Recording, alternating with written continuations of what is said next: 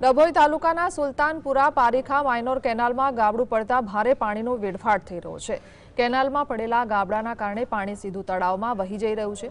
આ સ્થિતિના કારણે પારીખા, મંડાળા, કરમાલ અને સુલતાનપુરા સહિત 4 ગામોના ખેડૂતોને પાક માટે જરૂરી પાણી મળતું નથી।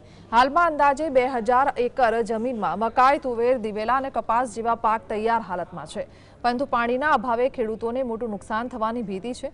છેલ્લા 2 મહિનાથી ખેડૂતો નર્મદા નિગમના અધિકારીઓને રજૂઆત કરી રહ્યા છે, છતાં તંત્ર દ્વારા ગાબડા પૂરવાના સમારકામમાં આળસ દાખવાઈ રહી છે। ખેડૂતો વહેલી તકે કેનાલનું સમારકામ કરવાની માંગ કરી રહ્યા છે। મકાઈ, કપાસ, તુવેર બધા પાક ઊભા છે। એની અંદર વારંવાર સાહેબને રજૂઆત કરવા છતાં પણ પાણી મળેલ નથી।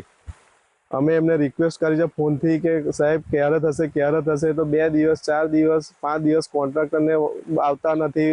એવી રીતે વારંવાર ફોન કરવા છતાં પણ કોઈ અત્યાર સુધી રિપ્લાય મળ્યો નથી।